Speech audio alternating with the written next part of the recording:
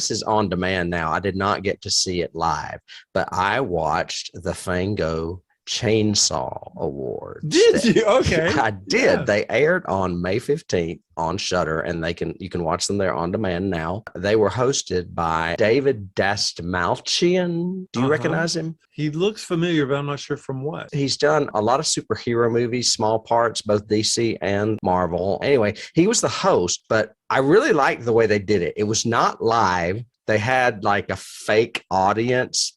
Some of them were like, dressed up like Jason or Freddy or whatever, but and they would cut to them to give you the feeling that it was live.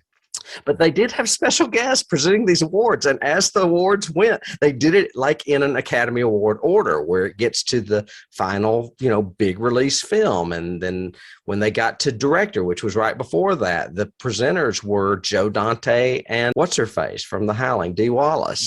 So they had like, a connection. I mean, there was some thought that went into this. I was like, this will get better if they keep doing this. It's not the first one, but I'm not sure if the other ones have aired, and I have not seen them. If they have, they may be on YouTube, I guess. I will tell you some of the winners, though. That documentary I watched, Woodlands Dark and Days Bewitched, The History of Folk Horror. Yeah, folk horror. That won Best Documentary. Midnight Mass won Best Series. Fear Street Part 3 won Best Streaming Premiere Movie. That movie I hated, Saint Maud, won Best First Feature. And then Best Wide Release was Malignant. It was a lot of fun. I highly recommend people check it out if they have Shudder. Yeah, because you mentioned, when we do awards for this, you'll occasionally mention, and it won, 3 Chainsaw. I'm probably going to do it more often now, too. Yeah.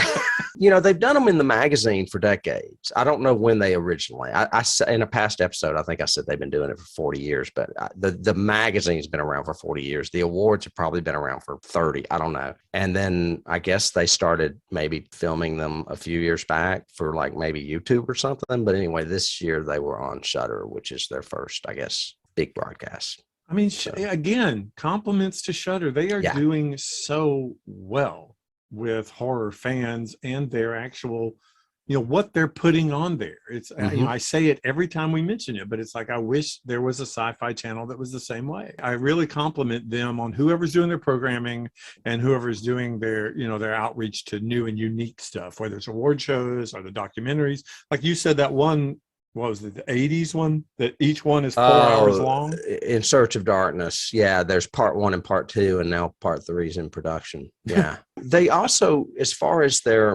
and sci-fi, I don't think does this. They reach deep into the vault and find things you've never heard of, like those short films that fall into folk horror or just obscure shit, as well as the weird, creepy cover stuff you saw in the 80s on the shelves. I mean, they've got everything, just everything.